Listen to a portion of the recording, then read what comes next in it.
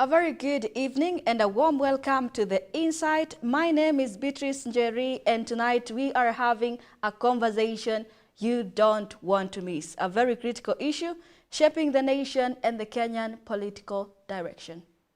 And my name is Stephen George. Welcome to The Insight. Joining us to have this conversation is George Ngaira, a political analyst, Umoja Julius, who is also a political analyst, and James Saningo, who is a political analyst and as well as a youth advocate, who will be joining us virtually. Keep the conversation and the questions coming in through our SMS line 21144 and GBS TV Africa on all our social media handles. Good evening, gentlemen, and welcome to the broadcast. Thank you for having us. And today we witnessed the head of state have a conversation with the Gen Zs on Twitter.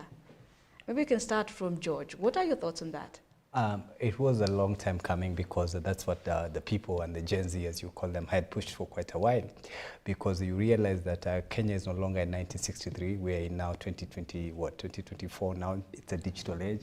And the young people who have been at the forefront of pushing the issues that we've been struggling with in this particular, probably the last 2 weeks, they become the face of the resistance that we're talking about, are largely being found on such a platform. I was just telling somebody before I came here on a different show, and we went live with a young girl. I think she was called, a young lady we were with in the morning, she's called Kui Jen.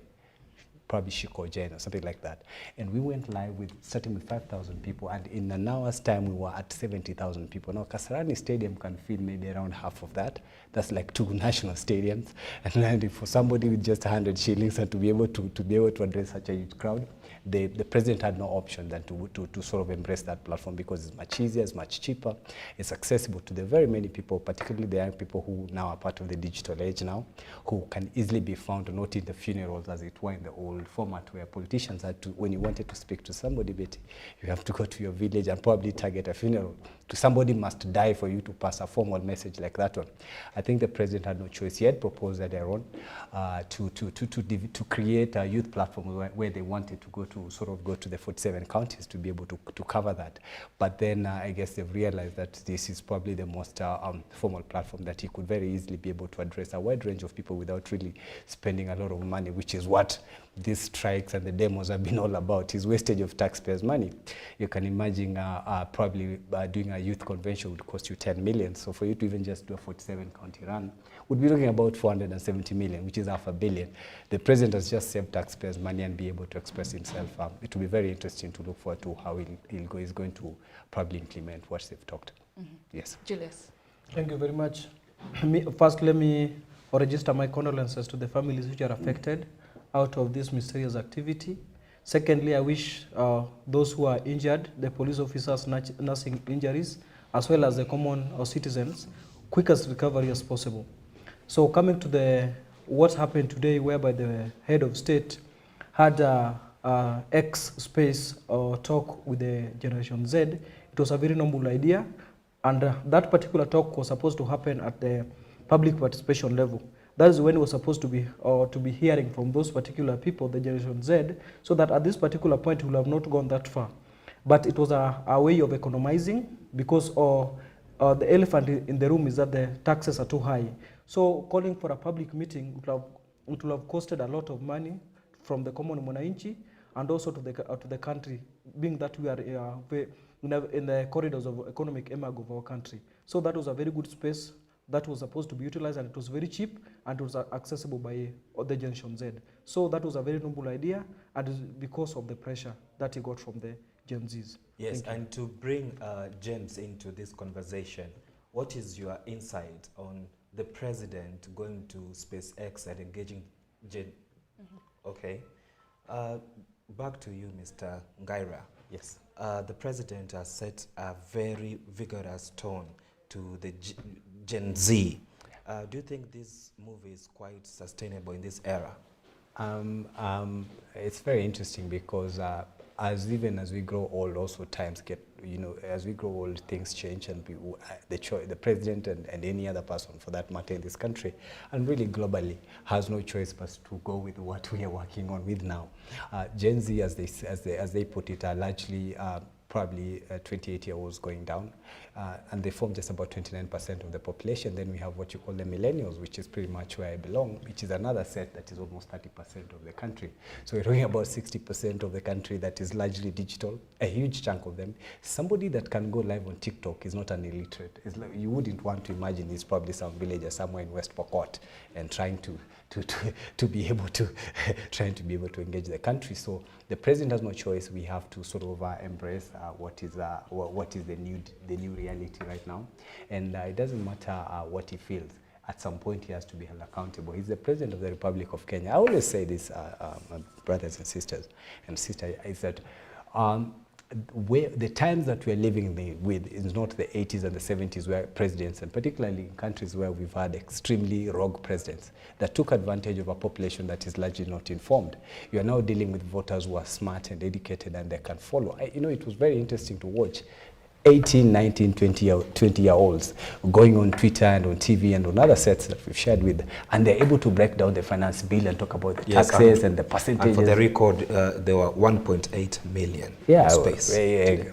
Which is phenomenal. I mean, that would mean how many stadiums? If Kasarani Stadium can fill 60,000 people, that's like 15 stadiums of people, and in a very cheap and very practical platform where I could be in a bathroom and still be able to catch such information. The president has no choice. He has to live with the reality of today. So whether or not he's happy or sad about it, that's the new reality that he has to live with. Yes, and Mr. Julius, what is your insight about youths, Gen Z, engaging with the president in this new X space? One, it was from my end, I think it is the president that majorly had a role to play in this, because one, it was a 50-50 share. 50-50 share in form. There were gains from the president from this particular talk, and there were gains from Gen Zs in this particular talk. The gains of the president is just to maintain his political temperature, being that this is the first term that is elected and is yearning forward to get the second term. So he had to calm down so that he can engage the youths.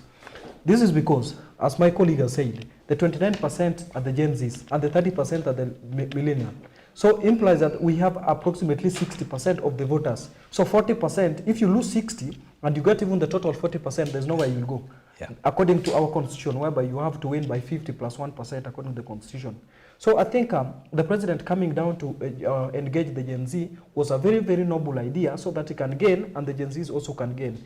It implies that, one, the Gen Zs, if you look at their age bracket, these are the people that cleared or finished the school in the recent years. They are jobless, you're increasing tax for them, they have no hope. So as a country, I think that is not the best direction so that we can go. Because the reasons behind the increment of these particular taxes were not only imposed by the president, but these were sourced from, because if you look at the finance bill has got 12 stages. The 11th stage is the presidential assent, and the 12th stage is the gazettement. So it died at the 11th stage. It passed all the stages, and the major role that was played here towards the downfall or towards uplifting this was because of the parliament. So parliament has got a very big mistake to make and several questions that they can answer to Gen Zs, because there are people now inputting a lot of pressure to our humble and darling President of the Republic of Kenya, Dr. William Samoei Ruto. Right. George. Yeah. And now looking at the Finance Bill 2024. Yes. Was it a trigger to bring to light other problems in the government? Absolutely, and it's a good thing that it happened. It's something we were praying for those of us who've kept this government in check for quite a long time, and not just this government, really other governments. It's largely because we are probably the most informed, and that's the advantage of an educated voter. You know, the best thing about this, my brothers and sisters, is that we are having Kenyans who now can read details. You know, most of the times, finance bill is not the first time. You know, every year since 1963, the Minister of Finance has to prepare a budget. The budget has to go through planning and appropriation, and then the revenue bill has to be signed, because then that's how we raise. You know, you look at what you're going to spend in this financial year, and then the finance bill creates the platforms on how that money is going to be raised. It has been done since Duncan Ndegwa was the governor of Central Bank in 1963. The only difference is that during those days, because of our lack of information and people are not as informed, 1963 Nairobi had just 300,000 people. The whole country was just about 8 million people. 60 years later, we're talking about Nairobi having 6 million people. You can calculate that and you sort of get an idea of just the transition that we've undergone. We're now sitting at what, like 54 million people now? So, but these 54 million people, unlike the way it was in 1963, you guys were in the bush. This time around, there's a digital bush where we are all hiding, Betty, all of us. And so we're dealing with a different time, and so we have somebody and people that can question this government and any other future government.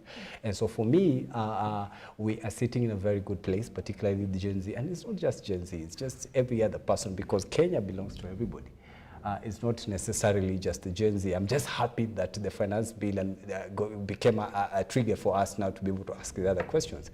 The finance bill is dead, because the president took it back to parliament, and they legally supposed to give a recommendation, and his recommendation is that all the proposals be deleted. It's a done deal. Now we need to go to the next chapter now, which is governance issues. Anybody that pays taxes, right? Yes. Anybody that is paying taxes. Remember, Betty, if you have a child, for example, and you give us some 10 shillings to go buy a sweet, and that sweet is taxed, even your kid is paying tax. You understand? He's only paying it in different formats. You might be paying it as pay as you want, but he's paying it as VAT, right? So all of us are taxpayers. So anybody that is contributing to this government, remember Kenya, the government of Kenya is not an NGO.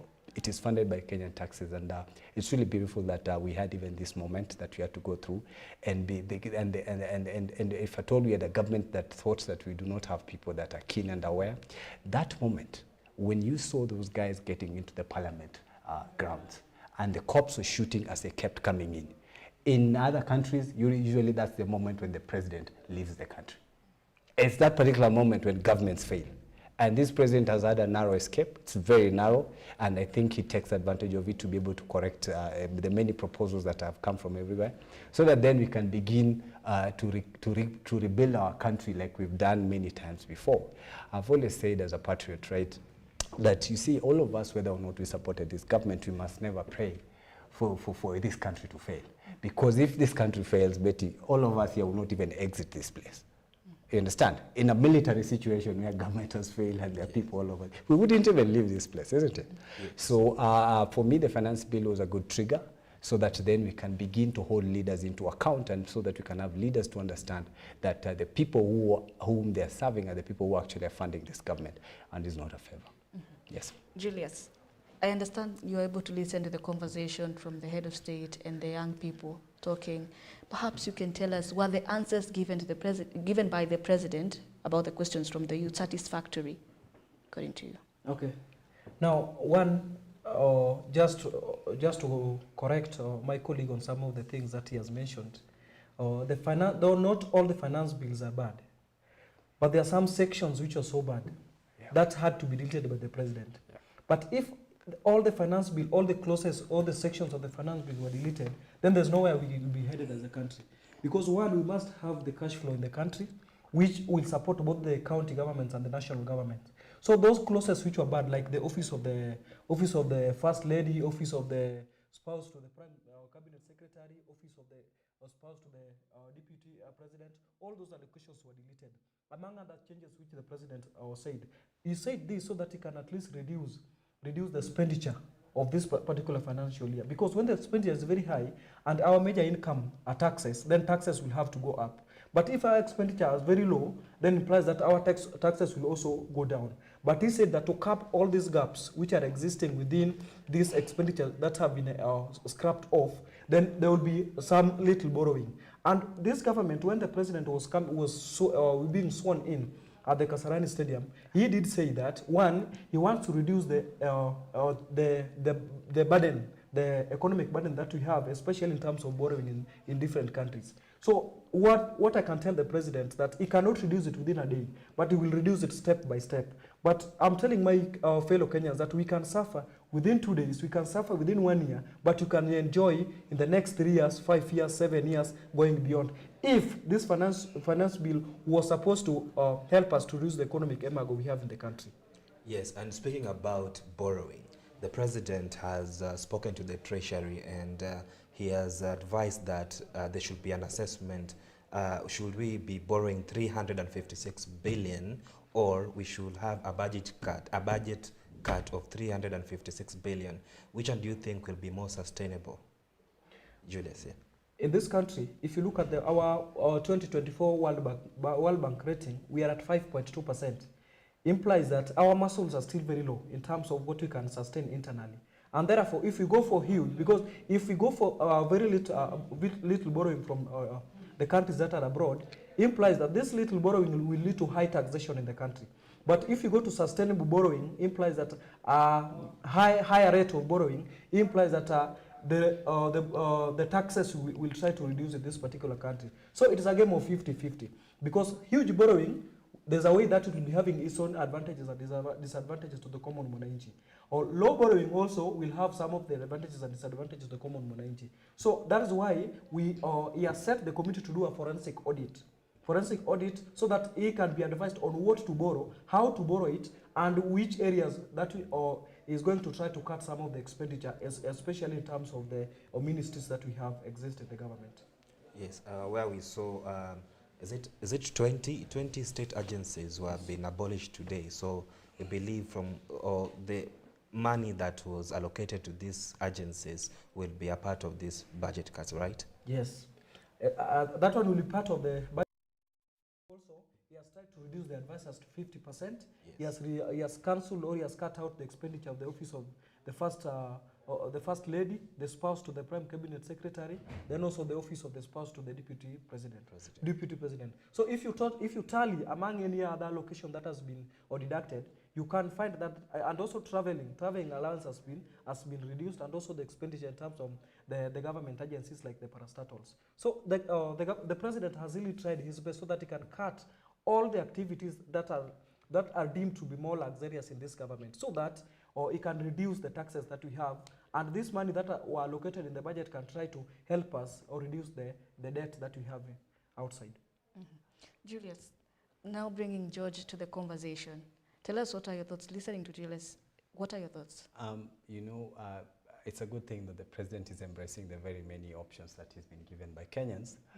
But just before the CS for Finance came into Parliament to give his budget proposal, one of the recommendations was that Kenyans in their wisdom in 2010 voted in a new constitution that devolved at least 14 functions to the counties. 14 functions fully devolved, 100%. That means that we were not supposed to have budgets for those functions at the national level, other than just policy and oversight, so that to ensure that the funds at the local level are actually being utilized properly.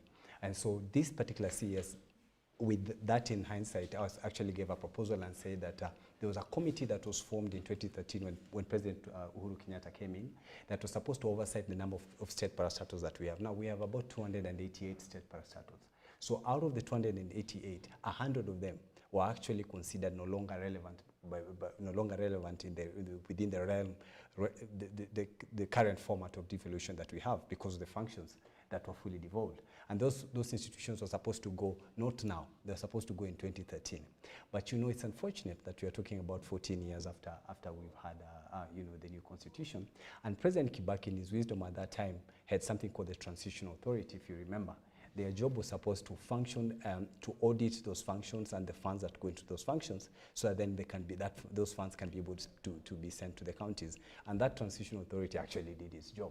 They gave the recommendation to the president, but only that he was an outgoing president. So when President Uhuru Kenyatta came in, was actually supposed to now go to the next phase of implementing, which is 100% devolving of those functions, and wind up any of the institutions that now are no longer relevant.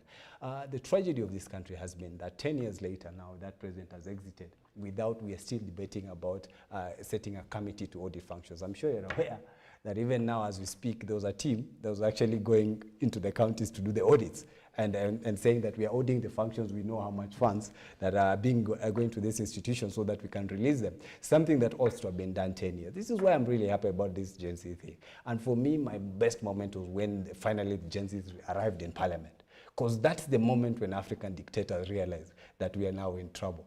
Because then that gave us now a reason to be able to raise all these other issues that have been at play, such as those ones of functions. And the president, by just winding up 20 institutions when he had already created almost 30 others. Remember, when President Ruto came into office the other day, we only had 43 state departments, the PSs. He pushed them to 51. You understand? We only had a provision for 22 cabinet secretaries. He appointed the 22, but then created other sub-cabinet offices that then function as cabinet. You understand the Secretary General of UDA, Cleophas Malala, is actually a cabinet secretary.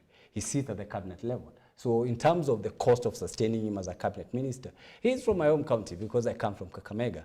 And you know, he has a flag, you understand? All these characters that were mounted onto the cabinet were never supposed to be there. So the president moved into expanding the government. He said, and most of you remember when he was campaigning, he actually said that, you know, the business of the dynasties at that particular time is that they want to get into office and create all these bloody offices, you know, prime minister's office. You remember that? Yes. And so his commitment was that then when I form government, the first order of business is to cut down costs. What did he do? He created that very office of the prime minister and then garnished it, if English is the best word, with another 51 CASs. African dictators do that because when they know they're not being held into account. You understand? So it's a beautiful thing that is making an attempt to be able to cut down the number of offices, but 20 is nothing, Betty. There are 80 more to go, which Kenyans have given him the mandate to do it. He doesn't need even to be told. Yeah. We'll get to that issue of the offices that need cutting and in regards to the constitution. But before we get to that, I would like you to tell us whether this new wave of the Gen Z and the youth that we are seeing in the mix of millennials, alphas, are we looking at a new wave of youth who will have issue-based politics in the country? Okay. One, I want to correct my colleague who has said that the president is not that much considerate to the people on the ground. I want to tell you that, and I'm repeating that, the president is very darling to the people. Okay. Why am I saying this? Because one, even during the former president, we still had Honorable CS Tuju, Raphael Tuju. Raphael Tuju was a CS without portfolio. Yeah. It's the same position that has been occupied by Honorable Cleophas Malala. Yes. So with the same allocations. The same president right now has not appointed yet. He appointed, but they are not in office. The chief administrative officers. That is a cut budget already. During the last regime, they were there. So there are things that we also, when you compare them, we also need to be having facts at hand, because this the president did botany and zoology, so he must have advisors. He never did law. So there are people that always help him in terms of scrutinizing the constitution, advising him, and those people, they are in the constitution and they are paid by the PSC. So the people that we blame, number one. Number two, we blame the parliament. So the major burden are in the parliament, because all these three arms of the government, the judiciary, the legislature, and the executive, we blame the executive and we blame the legislature as well. But here, the major burden is in the legislature. These MPs, they were given 2 million, and it is even them, they keep saying that they were given 2 million so that they can vote this finance bill. So if at all it is true that they were given this amount of money, then they're the people that headed the country to where we are. Otherwise, the president is doing a lot of work, is doing a good work. Let us give him support. But the Gen Z, because we still have election in 2027, 2032, 2037, we'll have election. But now we should look for a permanent solution. Permanent solution, when the Gen Zs are called for public participation, do they go? Nobody went for public participation. They ought to have rendered their complaints at that particular time so that it could not arise in the parliament at this particular moment. Nobody went for public participation in the Gen Zs. All of them came and sounded, because that is the time that they could have or gotten a space to give their views. Nobody went. They were called, nobody went. Yeah. You know, Julius. Just very quickly, quick reaction to just before Julius text goes there. You know, when late President Kibaki's time was the first time I got a chance to go to State House.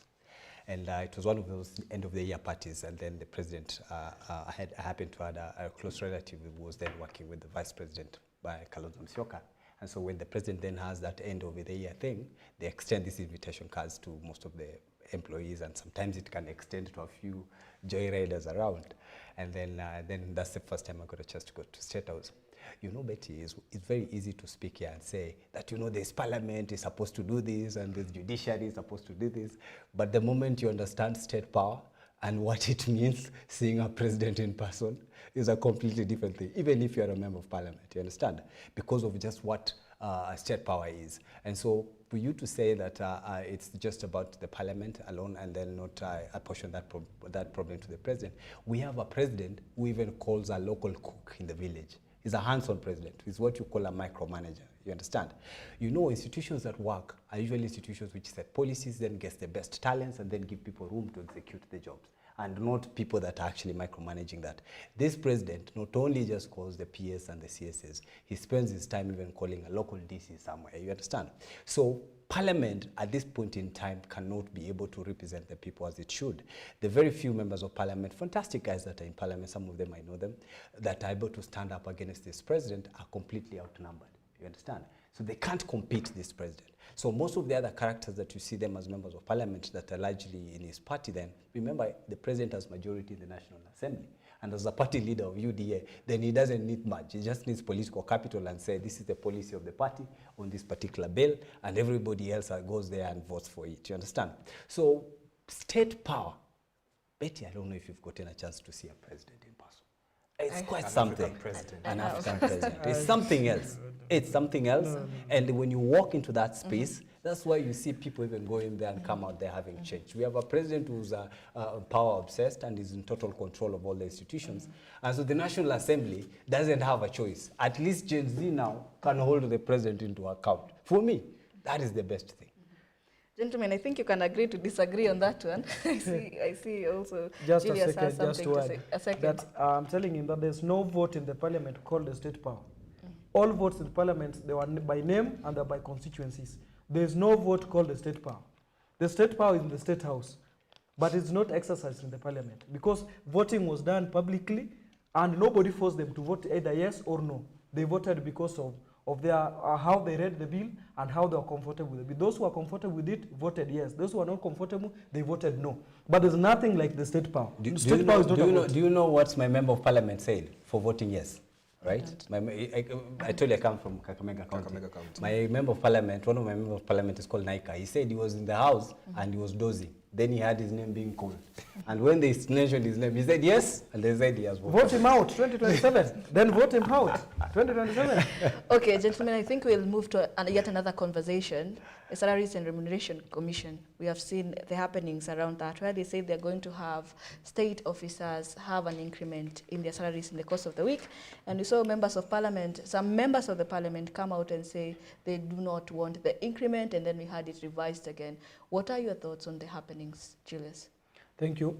One, majority of the MPs, they have rejected that. One, the reason why they are rejecting it, because it's amid the financial bill. But if it was between the peaceful moments that we have in the country, majority of them will have accepted, because we know how Africans behave when they hear of the salary increment. So you think it was just a PR stunt? It was a PR stunt because of the ongoing situation, because there's a scenario, there's a philosophy that Gen Zs are greeting people. So if they greet you in a way, it's just a greeting, but there's a hidden agenda that they try to, you feel it from your blood. That is a greeting concept, but it was because of the pressure of what is ongoing. Now, we have got several employees that are supposed to be added salary. Because MPs, they take approximately 1 point something home each and every month. Governors, they take 1 point something home each and every month.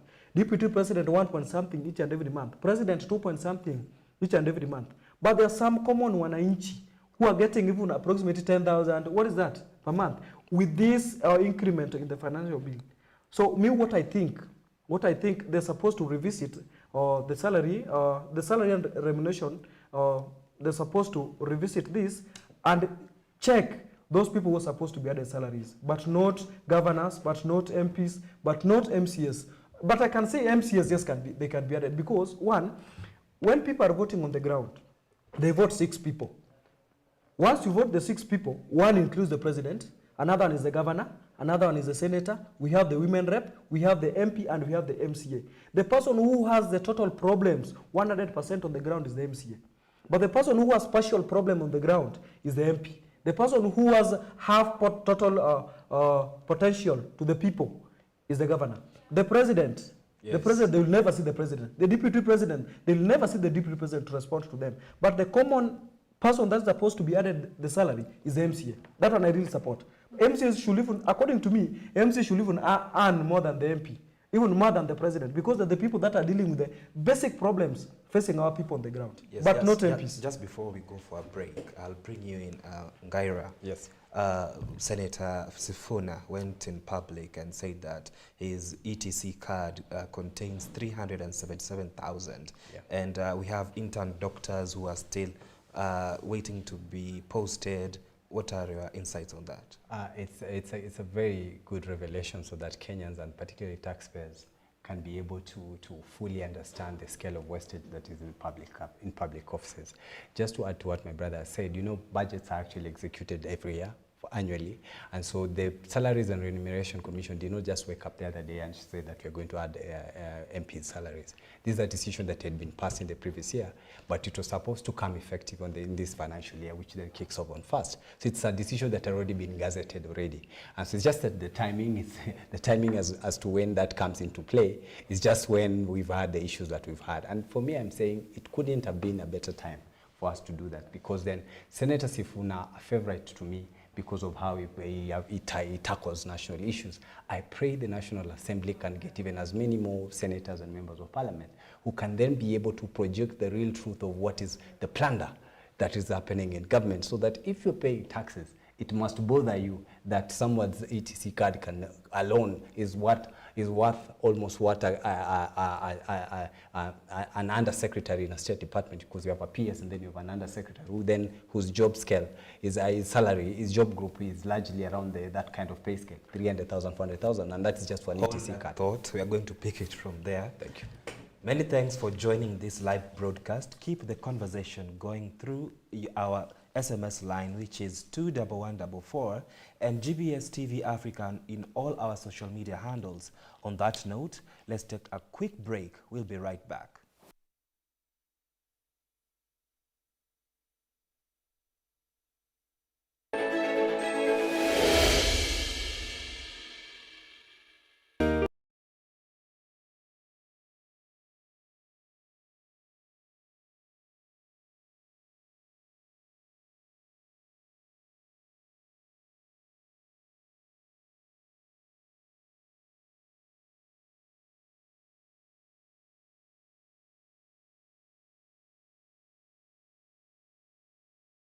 The piece here is called MOF 01.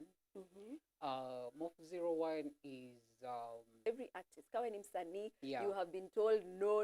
Yes, So yes. what will you tell those artists when you wameambiwa, like how do we deal with rejection as Fir- an artist? Sometimes people are mean and Yeah. they want money out of the They don't want information to that show, they yeah. give. Yeah, but sometimes you take a period to teach yourself also, Yeah. because you're not a know-it-all. Yes.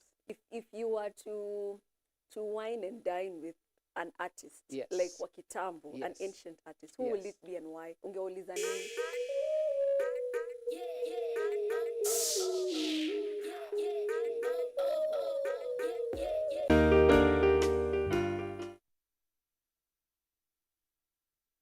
If you are in Kenya, you get a depression ili kutaka tu kwako. Sasa Uhuru Park tutaiba Simba ama? Niulize. By the way, kuna Simba inibebwa. It can affect you and it can affect the community too. So when you hear mental health, just the mental well-being of a person.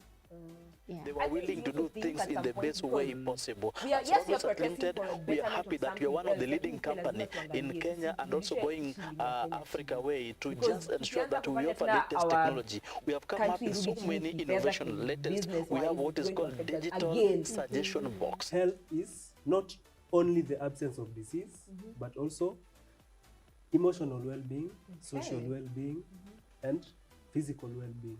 Say about it. They were jobless, jobless even before they before became I Kabla became nikuwe the president. president. Hey, man. But bado tungoje Tuesday na Thursday. Venture with their founders.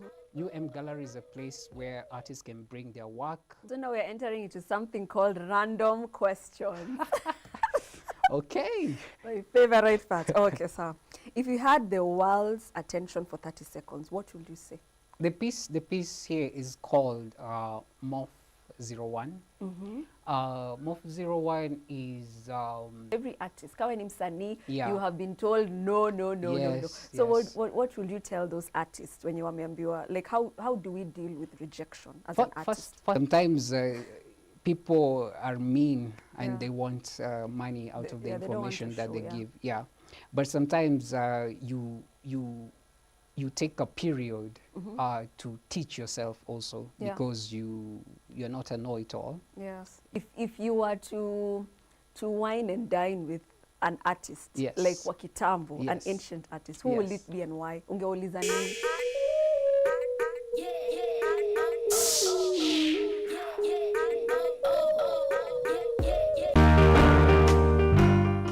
Bedhuru Kenya ukiwa na depression ni kupenda kwako.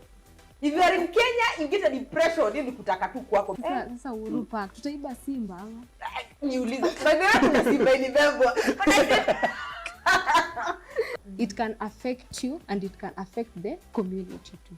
So when you hear mental health, just the mental well-being of a person. Yeah. I think we should also think at some point, because we are protesting for a betterment of something else, lakini pia lazima tuangalie tusirudishe shilingi ya Kenya chini, because tukianza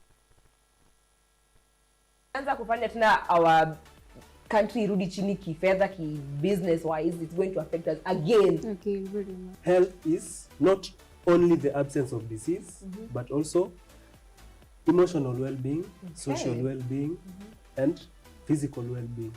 About it. They were jobless, jobless even before before they they became became the president. Hey, man. But bado tungoje Tuesday na Thursday.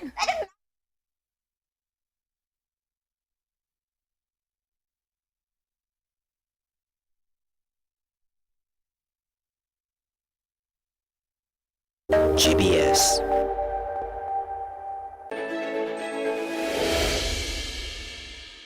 There is 377,000 Kenyan shillings on my ETC. Members of Parliament, the staff of Parliament have to be honest with Kenyans. In the way the budgets of Parliament are prepared, there are ways and means of reducing the expenditure in this House in a manner that will reduce the burden on taxpayers. I honestly do not need all that money. Even if I ran up and down the expressway for a year, I would never exhaust 370,000 Kenyan shillings.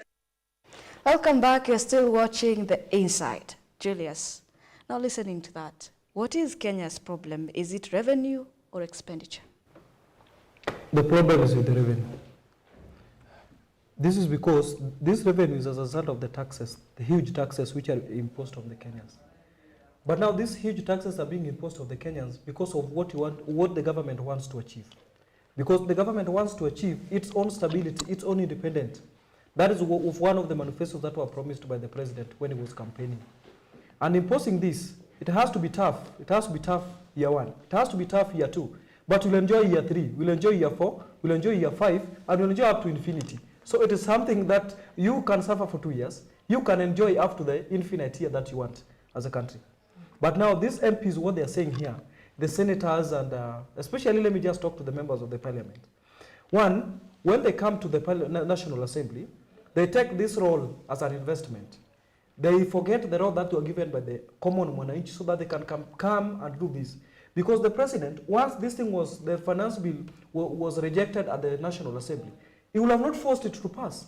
But being that it was accepted in the National Assembly and it was passed freely, that is why it had to go to the next step of the presidential assent.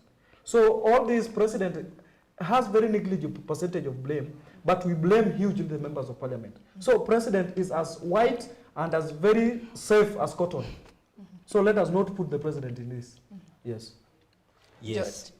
Just to bring you, James, into this conversation, the president held an express today, and at least 2 million youths were involved.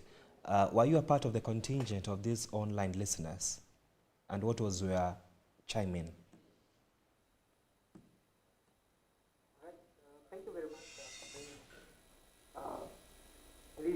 I was part of the conversation on X, and the president came out clearly to tell us where something was, and he was able to explain to the common man, the Gen Z, on what the issues were.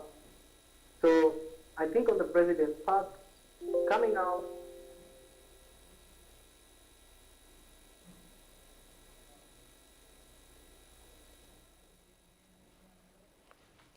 George, as we are helping connect with James as well, now listening to what we have just heard, 377,000 in my time of school, perhaps that is my school fees for the whole 4 years of high school.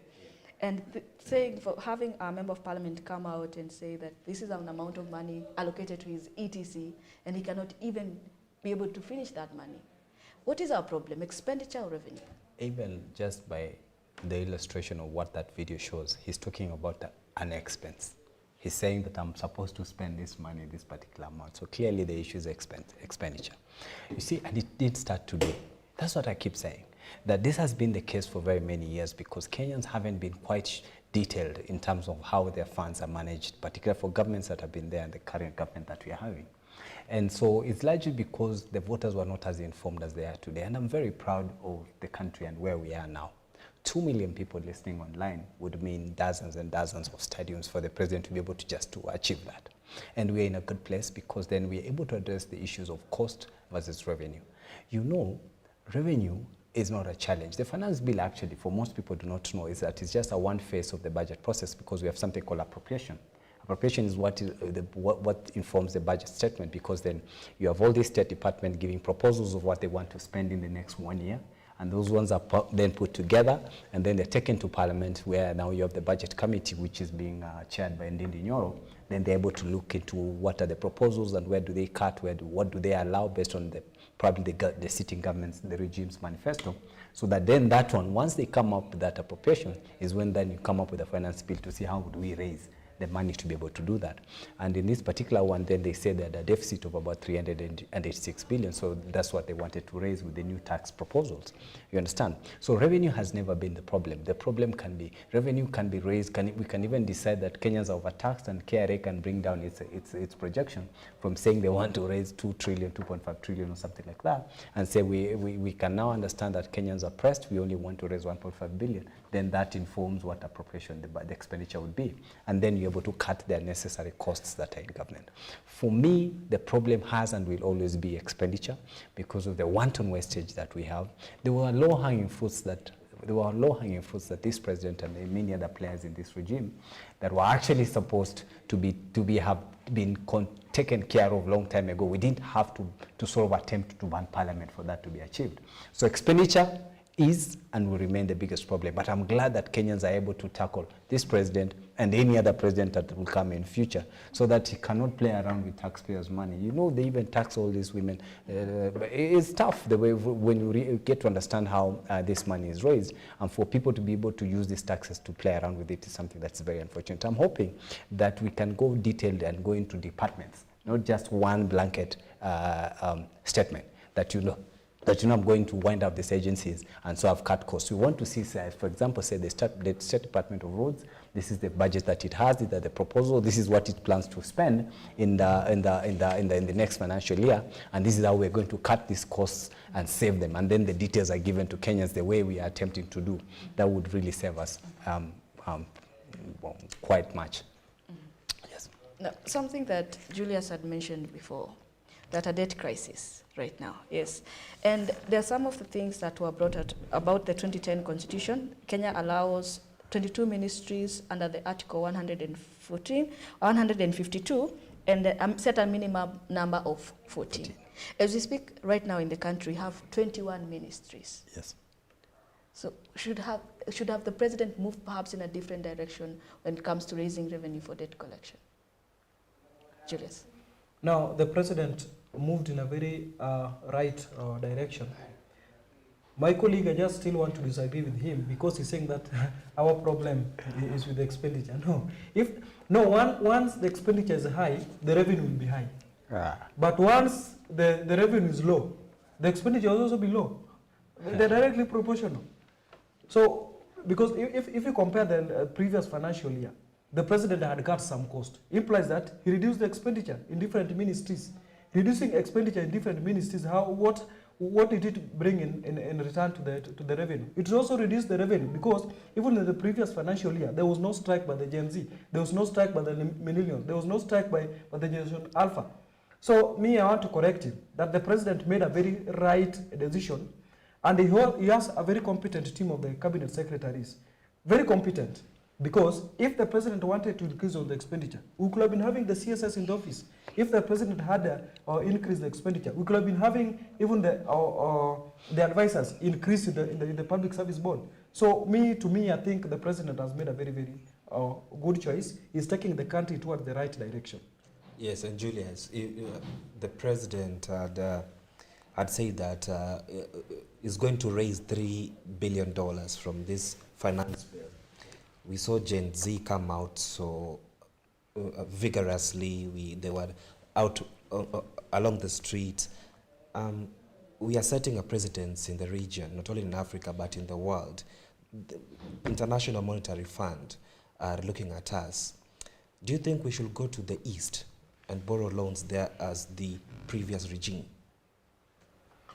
What will have to happen, because by the end of it all, even we have the employed Gen Zs within the public service. We have the general, we have employed Gen Zs within other state parastatals. By the end of it all, they also need salary.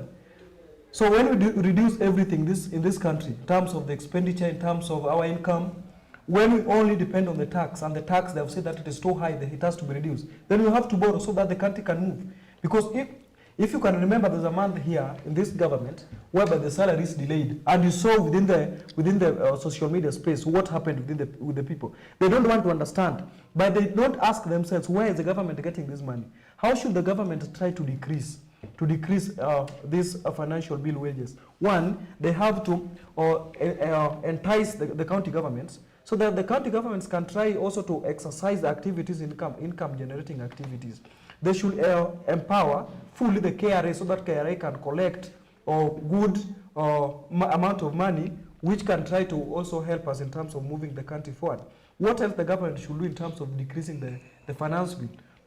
The next thing is doing the public-private partnerships with the NGOs, so that the NGOs can come together. They try to partner with the public sectors, so that we can reduce the expenditure of those particular sectors within the government. That is what the government is trying to do. But people, they want something that is short term.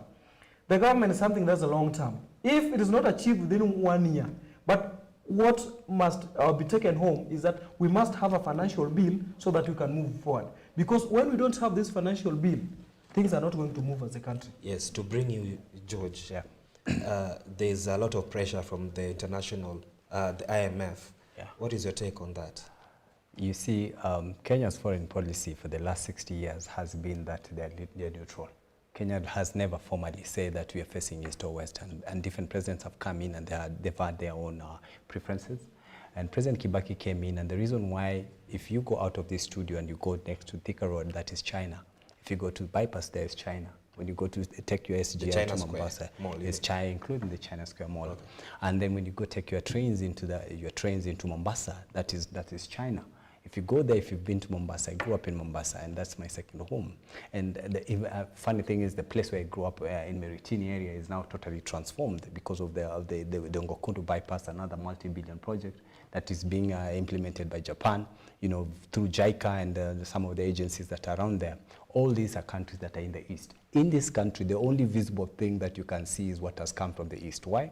Because they come in and they're not politicians. There's nowhere where you'll hear Japan is controlling a certain African state and doing something like that, or China. They're just minding their business, and the kind of offers they give, they come in almost interest-free.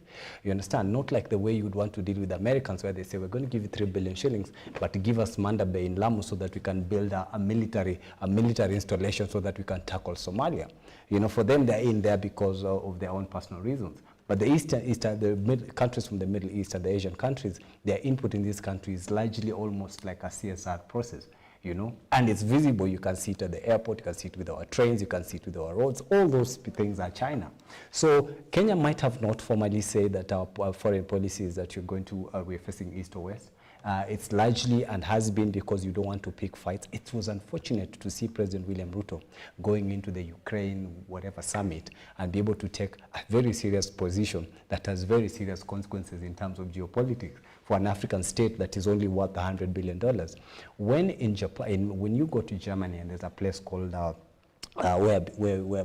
Bavaria, where BMW comes from, Bavaria Motor Works, the same company has a sister company that produces Volkswagen. So they produce 1 million units a year, and most of those cars are not less than $10,000. You're talking about one company that is doing $10 billion. One company is almost 10% of our GDP, right? If your GDP is $120 billion. So if you take a small country like that one that can hardly, that is actually worth just one company, Microsoft, $100 billion, then you go into a conference like that one, you're attracting enemies that are not necessary for us. We must not face East, we must not face West, we must just work with people who are working in our interests, and so that people that can actually invest in areas that are important to us. And we hope that this president quickly changes his mood. I think he's in a race for global stardom, but unfortunately at our expense, because a time will come when then you are in between Russia and the US, and yet you are hardly worth even a Microsoft or worth even a Google company, because those companies are worth almost, Google is almost $100 billion, just like Microsoft, which is what is our GDP. And so to answer your question, Steve's question, that must we face East or West? No, Kenya must face its partners who are ready to support this country, who are ready to invest in this country. We have, in the last 10 years, guys, in the last 10 years, we have had at least 9.8 million people graduating from high school. Out of those 10 million people, which is 9.8, because the statistic was saying 9.8, which is roughly 10 million, who graduated high school for the last 10 years. And almost 4 million of them got a D+. So they never really got to go to education. Those are the gangs that we will be expecting outside here if we do not focus on manufacturing, industrialization, and creation of jobs. And so for this president, you can imagine what it means to set up even a small factory, right? Like in the village there, maybe a milk factory or a maize flour milling plant, right? It's like 100 million. To do it in 290 constituencies is only 29 billion shillings, which is what this president put in the Hustler Fund. When is the last time you heard about Hustler Fund again? You know, it died a political cost because it was a political offer. If the president had such a budget and decided to do 100 million plant in every constituency, today we'd be talking about thousands and thousands of kids who are working, isn't it? Even just at site, before even the factory starts, you know, you have to build it first. So the guys there on site working. He didn't do it, and this only cost 30 billion shillings. And he would never do it because it's not in his interest to see people smart. African dictators have said they hate informed people. You see, somebody like me might not be loved by this government because I can see through them. I can see even their kidneys. You understand? So they would never like me. Do you think, should there be a cabinet reshuffle tomorrow by putting Gen Z there to have these seats and represent the president? Do you think there will be some different direction? You know, my brother, Gen Z is a term that is used to brand young people, but age is never really the mark of leadership. You understand? In cabinet, you need people who can deliver things. I'm a businessman. I've spent the last 15, 17 years doing my own trade, and I understand what it means to have 20, 30 employees because I build home furnitures, you understand? So when you understand logistics and that kind of talent, that talent knows no age. It is experience, you understand? And so we do not necessarily have to override on this term Gen Z. The presidents must look at, you see, most of the guys that this president was a lone ranger in the 2022 campaigns. So he needed people who are loyal to him so that they can support his campaign. The few that you see in cabinet are those ones who ran out with him, who stood with him. And so he gave them a political reward. On the day that he appointed this cabinet, I was on another radio show at Family Radio. And we were that moment when he was reading the names. And I remember the callers who were calling in to their response as to the president's cabinet. And everybody agreed that this one was just to sort of pay back the people who supported him. But they were hoping that in the state departments, which is where the real work happens, in the PSS, that they would have technocrats. 2 years down the line, the president went live on air himself and said, some of my PSS and CSS are incompetent. Remember that press conference? The president himself, you understand? So it doesn't have to be a Gen Z. It has to be somebody that is competent and somebody that can be able to deliver it. If there are people that invested in this president's money, they've already looted enough for 2 years. Some of them are billionaires. The other day, the guy was just a street urchin. Today, he's walking around with a chopper. They've made their money. They can now begin to consider the taxpayers who are struggling to pay, to fund this government, and now cut down on wastage so that we can begin to see taxpayers' money working. You understand? So it doesn't have to be, to answer your question, Steve, it doesn't have to be an agency, but let it be somebody that is willing to work with everybody and also willing to serve everybody, because one of the other challenges that we've had is not just nepotism, it's also tribalism and also profiling of individuals. I hope we can go beyond that, and that's probably one of the beauties of this movement, is that we're able to raise issues without wondering whether you're fat or you're slim or you're yellow or you're black. It's none of our business. It's just to see that these are Kenyans that need to be served, and then we're able to have policies, structured policies, right? Like and account for public funds. Yes. Absolutely. Julius. the president himself, back when he was campaigning, he did promise based on his philosophy of the Mama Mboga, Boda Boda, and the common mwananchi. We have a lot of Gen Zs who have been nominated in the county assemblies. Those are the positive statements that I should be hearing from him. In fact, even if the president is bad as he is terming you, let us also give credit to where it is due. He's saying that there are those that can score, or those who score D+, they will be jobless from the KCSE and they can drop out of school. The president has really impacted a lot of money in TVET institutions, including or revising the curricula of the TVET institutions so that it can match the job market. Those are some of the things that he can appreciate. Then him saying that, and I quote, that it is skewed towards being treasonous when he's saying the achievements of the late President Mwai Kibaki without mentioning His Excellency Dr. Engineer Raila Amolo Odinga. That is termed very treasonous because it was part and parcel of that particular government. The cabinet secretaries we have in the government, they are competent. The moment or the time the rain started working on you is the time that you are elected an MP who cannot vet a CS, because all of them were vetted, all of them passed. They passed through a constitutional process, and that is why they are in the offices. If one is not competent enough, common citizens, they have better channel through which they can impeach the CS. Let them follow that channel, then they can get the CS impeached. But with this chaotic judgment on the road, in the market, that one cannot take the country somewhere. So, George, yes, what is your parting shot? The president called Gen Z to have an online conversation. They were physical, they were pragmatic, going to the streets. Right. What is your message to young people? They've done an extremely wonderful thing. I'm very proud of the Gen Z and any other Kenyan who has taken his time to be able to vent out the issues that have been, issues that have really affected Kenyans for a long time. And Gen Z is just, I've told you, 29%. There's another 70% we have an opinion as well. You understand? So for the president, for him, it's a wonderful thing that he's taken a step to address that, whatever issues that Gen Z have, but also we have a country that involves every other person. You know, we have other profiles, we have women, we have young people, we have youths and all those things.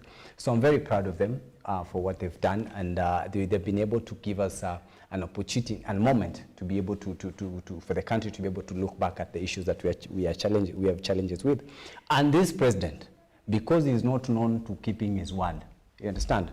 We hope for the first time he will keep his word so that then taxpayers can see the value. And I hope it is sooner and not any later. Everything that this president from now on says, we must put a timeline to it. That I'm going to cut costs, you say, how fast? So that then we are able to hold him into account and not play with our minds, because Kenya, the government of Kenya is not an NGO. It is funded by taxpayers' money, which must be accounted for. And failure too, Kenyans must always go back to the constitution and use every legal means to hold this president and any other president to account. Bet you have any party shots? Now, what I can say, the president is very darling to the people. The president is very caring. The president is fatherly enough. Being that the philosophy of his victory was based on the foundation of God. He's listening, he has 2 years, he has got good advisors, let us give him time. Even a student, you cannot judge him before doing the end-term exam and the mid-term exam. Let us give him time and judge him at the end of 5 years. Thank you very much, gentlemen, for joining the broadcast, and I also want to thank James, who was able to join us briefly online. Thank you very much, and I hope we are able to deal with those technical issues and you're able to join us once more. Back to you, George. Thank you so much. There was a lot to talk about, but sadly, time is not on our side. Many thanks for joining the broadcast. My name is Stephen George. Have a good night.